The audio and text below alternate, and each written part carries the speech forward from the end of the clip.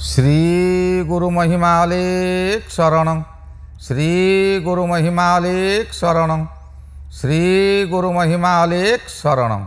गुरु कृपा YouTube channel तरफर आपण मानकु स्वागत जनाई आज आरंभ करने को जाउछि 2024 मसीहा मार्च मासरे मासिक राशिफल।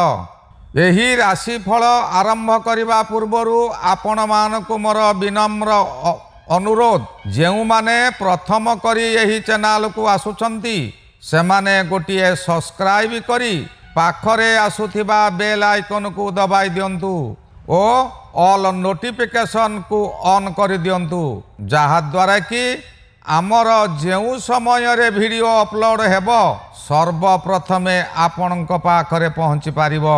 आमर यही गुरु कृपा यूट्यूब चैनल माध्यम आपणकर जन्मित शिशु मानकर नूतन जन्म पत्रिका मध्य तैयारी करा जाए। आपणकर जन्म तारीख, जन्म समय, जन्म स्थान और पिता मातांकर नाम लेखि आमर यही गुरु कृपा यूट्यूब चैनल रो मेल आईडी रे पठाई दियंतु।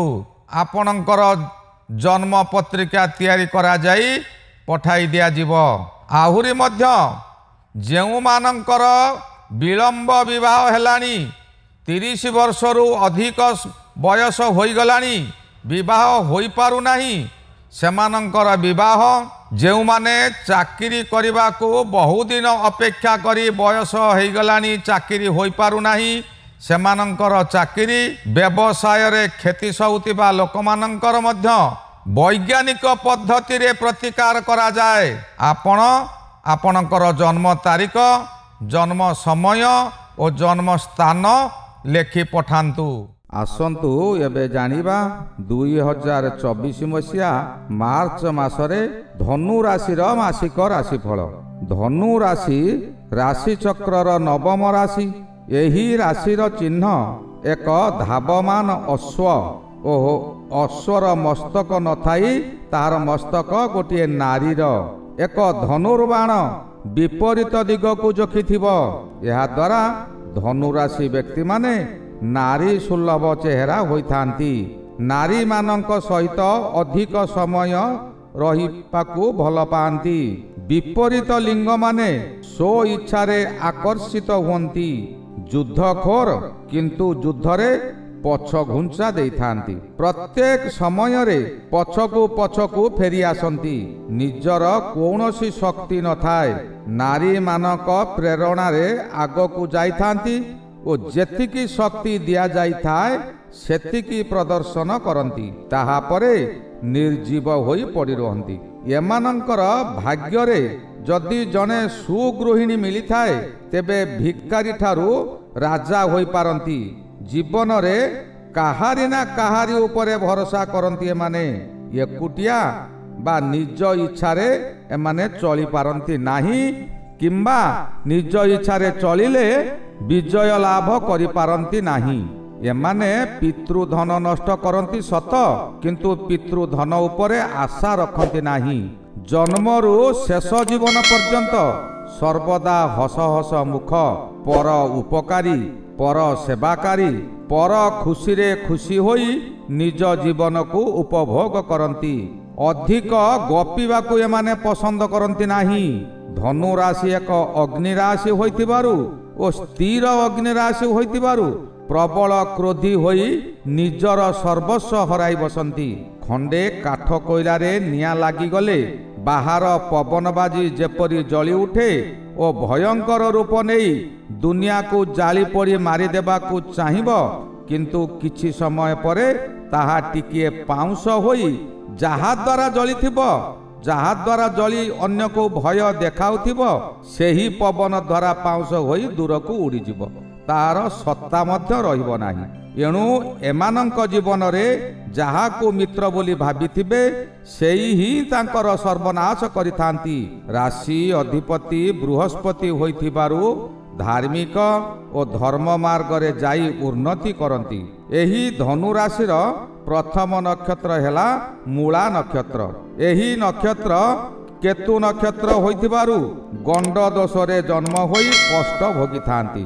ଜନ୍ମ ସମୟରେ 6 ମାସ 6 ବର୍ଷ 8 ମାସ ଓ 8 ବର୍ଷ ସମୟରେ ମାତୃ ପୀଡ଼ାକାରୀ ହୋଇଥାନ୍ତି। କେତୁ ଗ୍ରହ ଏକ ଆଶାବାଦୀ ଗ୍ରହ।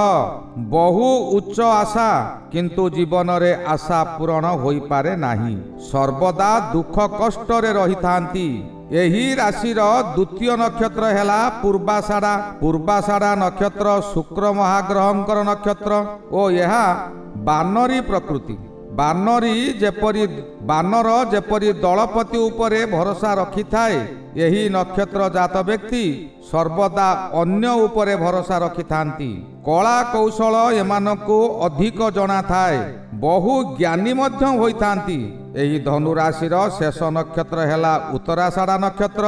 ଉତ୍ତରାଷାଢ଼ା ନକ୍ଷତ୍ର ନେଉଳ ପ୍ରକୃତିର, ସୁନ୍ଦର କମନୀୟ କାନ୍ତି, ସର୍ବଦା ଏକୁଟିଆ ରହିବାକୁ ପସନ୍ଦ କରନ୍ତି। ପବିତ୍ର ଆତ୍ମା ଓ ପର ଉପକାରୀ, ପର ସକାଶେ ଏମାନେ ଜୀବନ ଦେଇଥାନ୍ତି। ମନୁଷ୍ୟମାନଙ୍କର ଅତି ପ୍ରିୟ ଓ ଅତି ମିତ୍ର ମଧ୍ୟ ହୋଇଥାନ୍ତି। ଧନୁ ରାଶିର ଶୁଭ ସଂଖ୍ୟା ହେଲା 1, 3, 7 ଓ 9। ଶୁଭ ଲଗ୍ନ ସିଂହ ଲଗ୍ନ, ବୃଷ ଲଗ୍ନ, ମକର ଲଗ୍ନ ଓ ମୀନ ଲଗ୍ନ। ଶୁଭ ବାର ରବିବାର ଓ ମଙ୍ଗଳବାର। ଶୁଭ ଗ୍ରହ ରବି ଗ୍ରହ, ଚନ୍ଦ୍ର ଗ୍ରହ ଓ ମଙ୍ଗଳ ଗ୍ରହ। ଅଶୁଭ ସଂଖ୍ୟା ହେଲା 5 ଓ 8। ଘାତବାର ଶୁକ୍ରବାର। ପ୍ରତିବର୍ଷ ଶ୍ରାବଣ ମାସରେ କିଛି ନା କିଛି ଅଶୁଭ ହୁଏ। ଧନୁ ରାଶିର ଘାତ ଲଗ୍ନ ହେଉଛି ଧନୁ ଲଗ୍ନ ଓ ଘାତ ଚନ୍ଦ୍ର ହେଉଛି ମୀନ ଚନ୍ଦ୍ର। ଘାତ ନକ୍ଷତ୍ର ଦ୍ୱିଜା ନକ୍ଷତ୍ର। ଘାତ ତିଥି ଦ୍ୱିତୀୟା ତିଥି। ଏହି ଧନୁ ରାଶିକୁ ବୁଧ ଓ ଶୁକ୍ର ଗ୍ରହ ଘାତ ଗ୍ରହ। ରବି ଗ୍ରହ ମାର୍ଚ୍ଚ ମାସ ଆରମ୍ଭରୁ ତୃତୀୟ ବହୁ ଶୁଭ ଫଳ ମିଳିବ। ମଙ୍ଗଳ ମାର୍ଚ୍ଚ 15ରୁ ଦ୍ୱିତୀୟ ଓ ଶୁଭ ଫଳ ମିଳିବ। ବୁଧ ମାର୍ଚ୍ଚ 7 ତାରିଖରୁ ଚତୁର୍ଥରେ ରହି ଶୁଭ ଫଳ ଦେବେ। ବୃହସ୍ପତି ପଞ୍ଚମରେ ଶୁଭ। ଶୁକ୍ର ତୃତୀୟରେ ଆପଣଙ୍କୁ ବରଦାନ ସଦୃଶ ଫଳ ଦେବେ। ଶନି ଆପଣଙ୍କୁ ଭିକାରୀରୁ ସିଂହାସନରେ ବସାଇବ। ରାହୁ ଚତୁର୍ଥରେ ଅଶୁଭ। କେତୁ ଗ୍ରହ ଦଶମରେ ଅଶୁଭ ଫଳ ଦେବେ। ଏବେ ଆସିବା କେଉଁ ଗ୍ରହ କେଉଁ ଫଳ ଦେଉଛନ୍ତି। ପ୍ରଥମ ଗ୍ରହ ହେଲା ରବି ଗ୍ରହ। ରବି ଗ୍ରହ ଆରମ୍ଭରୁ ତୃତୀୟରେ ରବି ଗୋଚରରେ ଭ୍ରମଣ କରୁଥିବା ସମୟରେ ପୂର୍ବରୁ ଯେଉଁ କାର୍ଯ୍ୟ ଆପଣ କରିପାରୁ ନଥିଲେ, ସେ ସବୁ କାର୍ଯ୍ୟ ଅତି ସହଜରେ ହୋଇଯିବ। ଆପଣଙ୍କର ଆଶା ଠାରୁ ଅଧିକ ଆୟ ବୃଦ୍ଧି ହେବ। ଯେଉଁ ଶତ୍ରୁମାନେ ଆପଣଙ୍କ ପାଖେ ପାଖେ ରହି ଆପଣଙ୍କର ନିନ୍ଦା କରୁଥିଲେ, ସେମାନେ ଆପଣଙ୍କୁ ଦେଖି ଭୟରେ ଦୂରେଇ ଯିବେ। ନିଜର ସ୍ୱାଧୀନତା ଘରେ ଏବଂ ବାହାରେ, ଅଫିସରେ, ପ୍ରତ୍ୟେକ ସ୍ଥାନରେ ବଢ଼ିଯିବ। ଆପଣଙ୍କର ସମ୍ମାନ ବୃଦ୍ଧି ହେବ। ଭାଗ୍ୟ ଉନ୍ନତି ଓ କର୍ମକ୍ଷେତ୍ରରେ ପଦୋନ୍ନତି ମଧ୍ୟ ହେବ। ପରିବାର ମଧ୍ୟରେ ସ୍ୱାସ୍ଥ୍ୟ ସମସ୍ୟାରେ ଉନ୍ନତି ହେବ। ମାସର 18 ତାରିଖ ଠାରୁ ରବି ଗ୍ରହ ଚତୁର୍ଥକୁ ଯିବେ। ଚତୁର୍ଥ ରବି ଅଶୁଭ, କିନ୍ତୁ ଅନ୍ୟ ଗ୍ରହ ବାଧା ଦେଉଥିବାରୁ ଏ ଅଶୁଭ ଫଳ ସମ୍ପୂର୍ଣ୍ଣ ଦେଇପାରିବେ ନାହିଁ। କୌଣସି ଲୋକ ଆପଣଙ୍କୁ ମଧୁର କଥା କହି କୌଣସି କାର୍ଯ୍ୟ ହାସଲ କରିବା ସକାଶେ ଶିଖାଇବ ବା ଫୁସୁଲାଇବ। ଆପଣ ତାଙ୍କ କଥାରେ ଜମା ବୁଝନ୍ତୁ ନାହିଁ କି ପଡ଼ନ୍ତୁ ନାହିଁ। ନିଜ ଜ୍ଞାନ ଅନୁଯାୟୀ କାର୍ଯ୍ୟ କରନ୍ତୁ। ପରିବାର ମଧ୍ୟରେ ଅଶାନ୍ତି ବଢ଼ିବ, କିନ୍ତୁ ଆପଣ ନୀରବ ରୁହନ୍ତୁ। ସ୍ୱାସ୍ଥ୍ୟ ସମସ୍ୟାରେ ଆପଣ ବିଚଳିତ ହୋଇଯିବେ। ଆପଣଙ୍କର ଶରୀର ଅସୁସ୍ଥ ହେବ। ଆପଣ ବିଚଳିତ ନ ହୋଇ ଆପଣ ସ୍ଥିର ହୋଇ ରୁହନ୍ତୁ। ସ୍ୱାସ୍ଥ୍ୟ ଠିକ୍ ବାଟରେ ଯିବ। ମା କିମ୍ବା ସ୍ତ୍ରୀ ସହ ମତାନ୍ତର ହୋଇ କଳହ ହୋଇପାରେ। ଆପଣ କେବେ ମା କିମ୍ବା ସ୍ତ୍ରୀ ସହିତ କଳହ କରନ୍ତୁ ନାହିଁ। ଏହି ସମୟରେ ଯୌନ ସୁଖରେ ବାଧା ଆସିବ।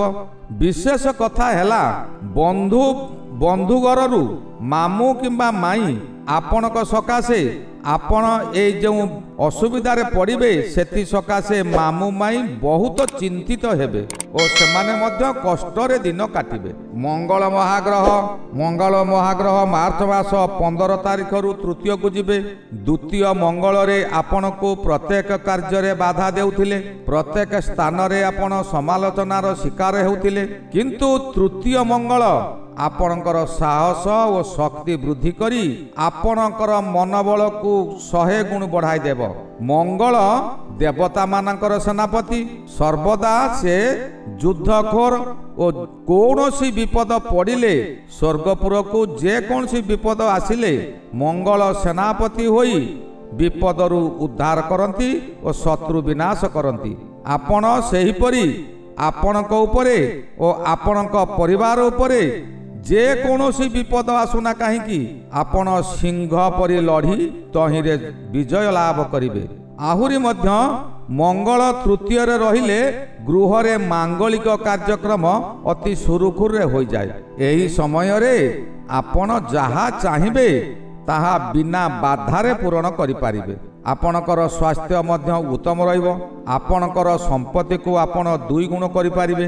ଗୃହକୁ ସ୍ୱର୍ଣ୍ଣ ଅଳଙ୍କାର ଖରଦି କରିପାରନ୍ତି କିମ୍ବା ଅତି ଆବଶ୍ୟକୀୟ ଜିନିଷ ଘରକୁ କିଣିବେ ଓ ଜମିବାଡ଼ି ବିବାଦ ଯଦି ପୂର୍ବରୁ ଲାଗିଥାଏ ତହିଁରୁ ଆପଣଙ୍କୁ ମୁକ୍ତି ମିଳିଯିବ। ବୁଧ ଗ୍ରହ ମାର୍ଚ୍ଚ ମାସ 7 ତାରିଖ ଠାରୁ ଚତୁର୍ଥକୁ ଯିବେ। ଚତୁର୍ଥ ବୁଧ ଆଶ୍ୱସ୍ତିକର ଦେବ। ଆୟ ଆପଣଙ୍କର ଭଲ ହେବ। ଉଚ୍ଚ ଶିକ୍ଷା ନିମନ୍ତେ ଆଶା କରି ଆପଣ ପ୍ରସ୍ତୁତ ହେବେ। ବିଦ୍ୟାର୍ଥୀମାନେ ତାଙ୍କର ଉଚ୍ଚ ପରୀକ୍ଷା ଦେବା ପାଇଁ ବା ଉଚ୍ଚ ଶିକ୍ଷା କରିବା ସକାଶେ ଏବେଠାରୁ ପ୍ରସ୍ତୁତି ଆରମ୍ଭ କରିବେ ଓ ପ୍ରସ୍ତୁତି ଆରମ୍ଭ କରନ୍ତୁ। ଆପଣଙ୍କର ମଙ୍ଗଳ ହେବ। ପରିବାର ମଧ୍ୟରେ ସମସ୍ତ ସଦସ୍ୟଙ୍କର ଶରୀର ସୁସ୍ଥ ରହିବ। ଆପଣଙ୍କର ମଧ୍ୟମ ଧରଣର ଆୟ ହେବ। ବୃହସ୍ପତି ପଞ୍ଚମରେ, ପଞ୍ଚମ ବୃହସ୍ପତି ଏକ ବରଦାନ ସଦୃଶ୍ୟ। ଦୀର୍ଘ ଦିନ ଦୁଃଖ ଭୋଗ ପରେ ସୁଖର ଦିନ ଆସିଯାଇଛି। ଆପଣ ଏହି ସମୟରେ ସମସ୍ତ ଦିଗରୁ ସୁଖ ଭୋଗ କରିବେ। ନୂତନ ବସ୍ତ୍ର ଓ ନୂତନ ଅଳଙ୍କାର ବ୍ୟବହାର କରିବେ। ରତ୍ନ ଲାଭର ଯୋଗ ମଧ୍ୟ ରହୁଛି। ଏହି ସମୟରେ ଯେଉଁମାନଙ୍କର ବିବାହ ହୋଇପାରୁନାହିଁ ସେମାନଙ୍କର ବିବାହ ପ୍ରସ୍ତାବ ଆସି ବିବାହ ହୋଇଯିବ। ଆଉ ଯେଉଁମାନଙ୍କର ପୁତ୍ର କନ୍ୟାମାନଙ୍କର ବିବାହ ହୋଇପାରୁନାହିଁ, ବାରମ୍ବାର ବିବାହ ଭଗ୍ନ ହେଉଛି, ସେମାନେ ଏହି ସମୟରେ ବିଳମ୍ବ ବିବାହର ପ୍ରତିକାର କରନ୍ତୁ। ସେମାନଙ୍କର ବିବାହ ଖୁବ୍ ଶୀଘ୍ର ହଠାତ୍ ହୋଇଯିବ। ଶୁକ୍ର ଗ୍ରହ ଆପଣଙ୍କ ସକାଶେ ତୃତୀୟରେ। ଶୁକ୍ର ଗ୍ରହ ତୃତୀୟରେ ଥିବା ସକାଶେ ଆପଣଙ୍କୁ ବରଦାନ ସଦୃଶ ଫଳ ଦିଅନ୍ତି। ବିଭିନ୍ନ ଦିଗରୁ ଅପର୍ଯ୍ୟାପ୍ତ ଧନ ମିଳିବ। ଆପଣ ଯେଉଁ କର୍ମ କରୁଛନ୍ତି ସେହି କର୍ମର ସୁନାମ ଚତୁର୍ଦିଗରେ ବ୍ୟାପିଯିବ। ଚତୁର୍ଦିଗରୁ ଆପଣଙ୍କ ପାଖକୁ ପ୍ରଶଂସାର ସୁଅମାନ ଛୁଟିବ। ସ୍ୱାମୀ ସ୍ତ୍ରୀ ମଧ୍ୟରେ ସୁଖରେ ଆନନ୍ଦରେ ଜୀବନ କାଟିବେ। ପ୍ରେମିକ ଓ ପ୍ରେମିକା ମାନେ ତାଙ୍କ ପ୍ରେମରେ ସଫଳତା ପାଇବେ। ଶନି ମହାଗ୍ରହ ତୃତୀୟରେ, ଏହା ମଧ୍ୟ ଅତି ଶୁଭ ଫଳ ଦେବ। ଭିକାରୀରୁ ରାଜା ଆସନରେ ବସାଇଦେବ। ତୃତୀୟ ଶନି ବଳବାନ ଶନି।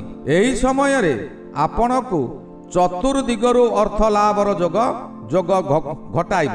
ଏହା ଏକ ଆନନ୍ଦର ସମୟ। ଏହି ସମୟରେ ଆପଣଙ୍କ କାର୍ଯ୍ୟରେ ସ୍ୱୀକୃତି ମିଳିବ। ଚାକିରି କରିଥିବା ବ୍ୟକ୍ତିମାନେ ଉଚ୍ଚ ପଦପଦବୀ ପାଇବେ। ନିଜର କାମ କରିବା ସକାଶେ ପୁରୁଣା ଚାକର ପୁନରାୟ ନିଯୁକ୍ତି ନେବେ। ଆପଣ ଯଦି କୌଣସି ଫାର୍ମ ହାଉସ କରିଛନ୍ତି, ଆପଣଙ୍କ ପାଖରୁ ପୁରୁଣା କର୍ମଚାରୀମାନେ ଦୂରେଇ ଯାଇଥିଲେ, ଏହି ସମୟରେ ସେମାନେ ପୁଣି ଆସି ଆପଣଙ୍କ ନିକଟରେ ନିଯୁକ୍ତି ନେବେ। ଅବିବାହିତଙ୍କର ବିବାହ ମଧ୍ୟ ହୋଇଯାଇପାରେ। ପରିବାରରେ ସୁଖର ମାହୋଲ ଉଠିବ। ରାହୁ ଏହି ସମୟରେ ଅଶୁଭରେ ଅଛନ୍ତି। ଚତୁର୍ଥ ରାହୁ ଭ୍ରମଣ କରୁଥିବା ସମୟରେ ଅଶୁଭ ଫଳମାନ ପରିଲକ୍ଷିତ ହୁଏ। ସ୍ୱାସ୍ଥ୍ୟ ହାନି ହୁଏ। କିନ୍ତୁ ଅନ୍ୟ ଗ୍ରହମାନଙ୍କର ଶୁଭ ଫଳକୁ ରାହୁ ଆଉ ବିରୋଧ କରିପାରିବ ନାହିଁ। କିନ୍ତୁ ଆପଣ ଟିକେ ସାବଧାନ ରୁହନ୍ତୁ। ଏହି ସମୟରେ ଆପଣଙ୍କର ମାତାଙ୍କ ସହିତ ବିରୋଧ ହେବ।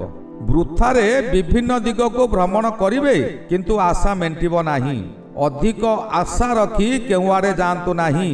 ଆଶା ଯାହାର ଅପୂରଣ ହୁଏ ତାଙ୍କ ମନରେ କ୍ରୋଧ ଆସେ। ଏହି ସମୟରେ କେତୁ ଦଶମରେ ରହି ଅଧିକ ଅଶୁଭ କରାଇବାକୁ ଚେଷ୍ଟା କରିବ। କର୍ମସ୍ଥଳୀରୁ ବିତାଡ଼ିତ କରିଦେଇପାରେ। ବ୍ୟବସାୟରେ ବହୁ ମାନ୍ଦାଭାବ ପରିଲକ୍ଷିତ ହେବ।